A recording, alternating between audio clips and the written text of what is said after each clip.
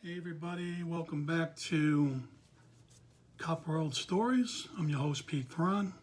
Hope everybody's being safe. Today's episode is called Dr. Death. I had just finished my probation period as a housing cop, about 2 years on the job, and I was working at midnight with my partner in the conditions car, and I was recorder of the night. For the night, he was driving. The recorder is responsible for handling all calls and writing all the reports and sitting on prisoners or DOAs. That week in January had been brutally cold. The whole week, it never hit double digits. It was in single digits every day and every night. At night, it was even worse. So when it was that cold in the housing projects, the tenants had no way of really heating their apartments because housing, they don't have the greatest heating boilers in that they could be using. So people were cold, so they would use their ovens as heat. They'd keep their gas stoves on throughout the night, which was so dangerous and crazy, but that's how they kept warm. So I couldn't fault them for that. They needed to be warm with their kids and themselves. This one night that we were working, we were called to a suspicious odor in the Polo Grounds. We drove over there and arrived at the location and proceeded to go up the elevator. The call was on the 10th floor, so we took the elevator to the 9th. You always do that. We always do that just to be safe. You take it to the bottom floor to be safe and then walk up the stairs just in case something's going on. And as I was walking up my stairwell, I could just smell death in the air. And as I was getting close to the landing to the 10th floor, I felt the heat of that hallway. Walking out to the hallway was even worse because the heat was intensified and the smell was intensified. It was just putrid. I approached the door and I touched the metal. The doors in the housing projects, they're metal. They're made of metal. So I touched the door and I could feel the door was like an oven. It was extremely hot to the touch. Thank God I had leather gloves on.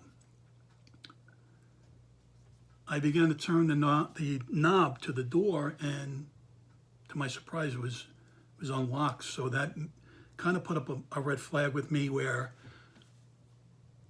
I thought it might be the scene of a crime, where either somebody was a break-in or a possible homicide or a possible assault, more than likely a homicide. I turned the knob slowly and pushed the door open. As I pushed the door open, I was hit with a tremendous backdraft, basically just a death ball of gas. The backdraft was so hard that it lifted me off my feet and threw me into the back part of the hallway, right into the wall. My mouth was open when I got hit, and I swallowed the death gases, and my lungs were on fire. I was on the ground choking, trying to get whatever smoke or gas I could get out of my lungs. And my lungs were kind of burnt. And every time I breathed in, it was painful. I finally got up with my partner's help, and we entered the apartment. He took one way, I took another way. I took the master bedroom where the smell was coming from, where it was really, really intense. And I found a elderly woman.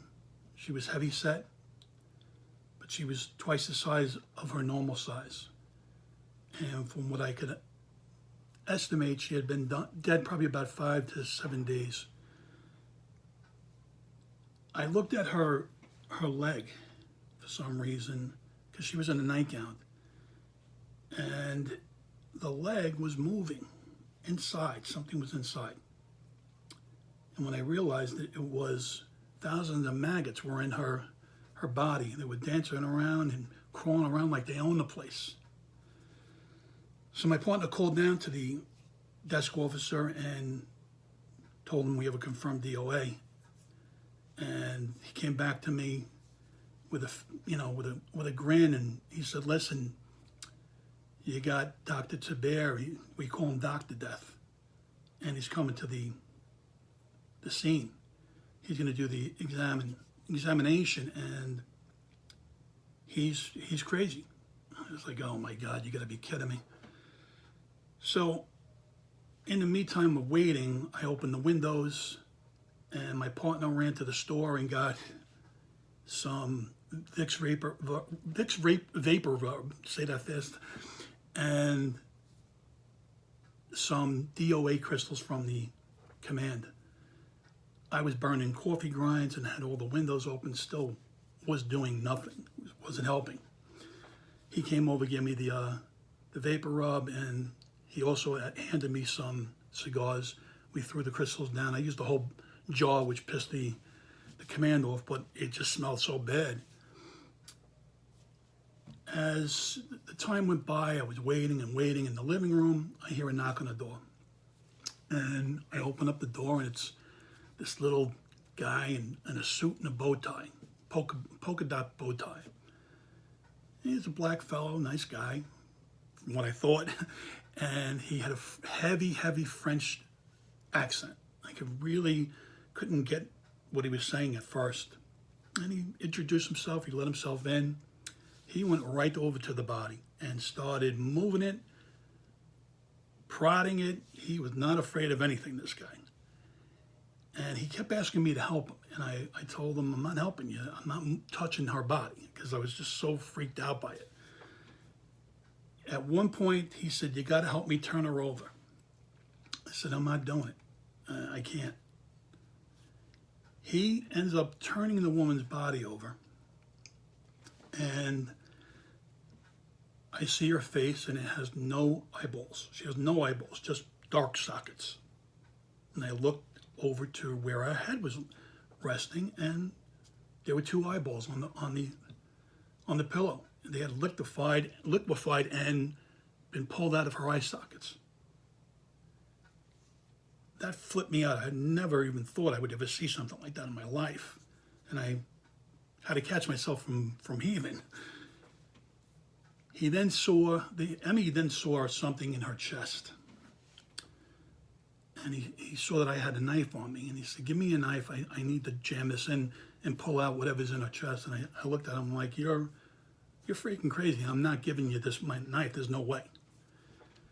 He was kind of pissed at me, but he did what he had to do. He looked around her dresser and found some scissors.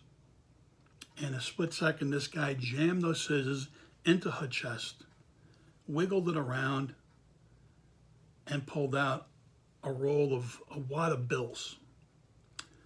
In those days, most of the tenants, the older women, the tenants would put their money, they would hide their money in their bra. The bra actually had sunken into her chest with the money. That's how decomposed she was.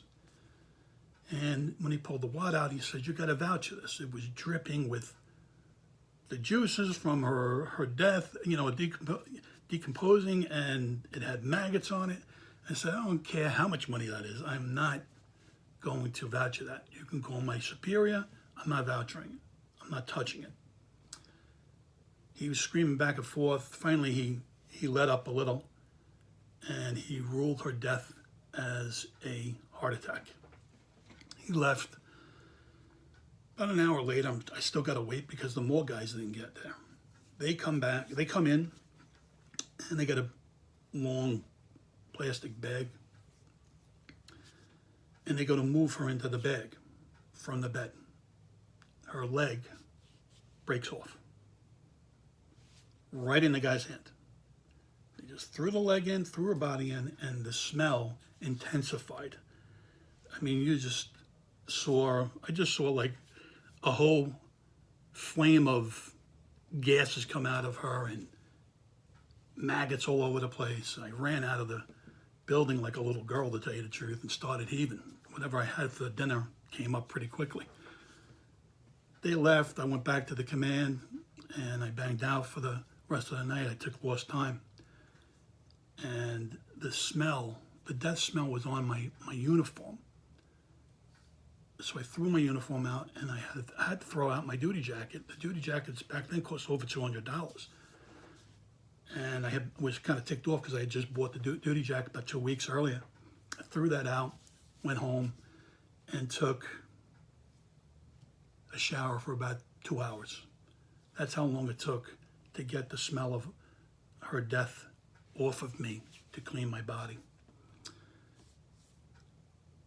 A police officer's job is pretty complicated because they have to be a lot of professions, and one of those things is that when someone dies, the police are responsible to tell the family members and relatives, and that is one of the hardest things to do as a police officer. I don't care who they are, it's going to hit home, and it's a tough thing to do. I tell you, I had to do a few of them, and they really bothered me. They stick with me because you see the family's breaking down, and you really can't do nothing except to tell them it's going to be okay. I hope you enjoyed this episode because I have a lot more going for you guys, and as the time goes by, I'll get better with these videos and I'll have better scenes. Please be safe out there. Be careful. Wear your gloves and your mask just for now until this thing blows over. Have a great day. See you soon.